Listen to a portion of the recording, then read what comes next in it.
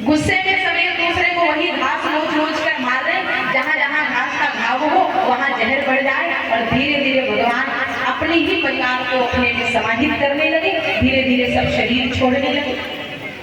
और हमारे कन्हैया को आप विचार करो, हमारे परिवार का कोई चला जाए तो कितना कष्ट होता है। यहाँ भगवान का परिवार धीरे धीरे समिट रहा है, और हमारे ठाकुर जी क्या कर रहे हैं, पेड़ के नीचे लेटे हैं, एक पाँव के ऊपर दूसरा पाँव चढ़ाए हैं और मुस्कुरा रहे हैं।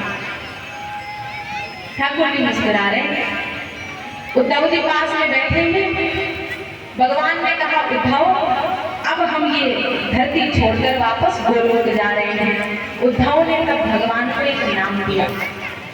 उद्धव जी ने कहा, हे भक्त वत्सल, अगर आप चले गए तो ये धरती पर लोग कैसे रहेंगे? आपके बिना धरती पाताल में चली जाएगी, आप धरती छोड़कर ना जाएं। भक्त वत्सल जैसे सुना भगवान ने, प्रभु हमारे पिघल गए। हुआ क्या? वो लोहे का टुकड़ा बाड़ में लगाए एक शिकारी जंगल में आया। बहुत दूर से उसने देखा कि पेड़ के नीचे कोई हिरण बैठा है, पर वो हिरण नहीं, वो हमारे कृष्ण लेटे हुए थे। शिकारी ने दूर से वही टुकड़े वाला बाण भगवान के पांव के अंगूठे पर चलाया। जैसे ही पांव में बाण आकर के लगा, वो बहेलिया, वो शिकारी कौन था जानते हैं? वो शिकारी पूर्व जन्म का बाली था।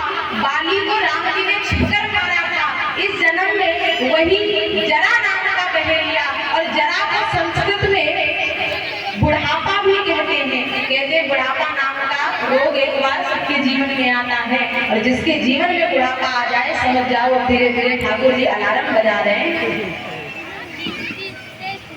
जैसे बाण लगा, भगवान ने उसी क्षण अपना शरीर छोड़ा, और भगवान का शरीर एक तेज पुंज के रूप में प्रकट हुआ, और वहां पर उद्धव जी श्रीमद् भागवत लेकर विराजमान थे।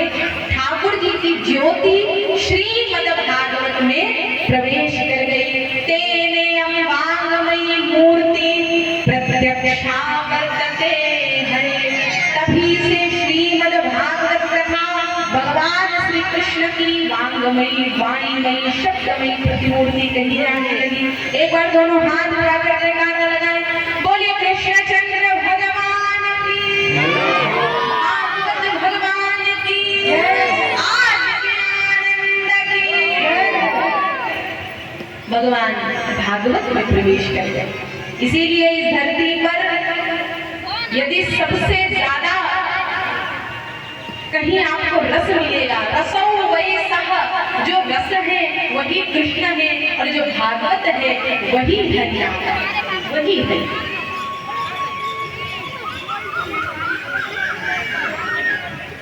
ठाकुर जी अपनी लीलाओं को समेट रहे हैं।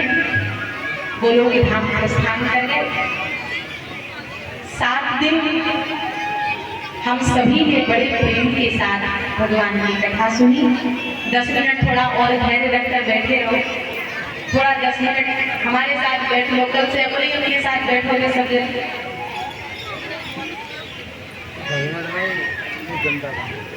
आप सभी ने बड़े प्रेम के साथ ठाकुर जी की दिव्य कथा सुनी, और हर साल सुनते आ रहे हैं। माता चंडी देवी की ऐसी कृपा है आपके ऊपर कि आपको भागवत जैसी कथा सुनने को मिल रही है। अभी थोड़ी देर मेरा निवेदन है, आप लोग बैठ जाएं, जब भजन चले तब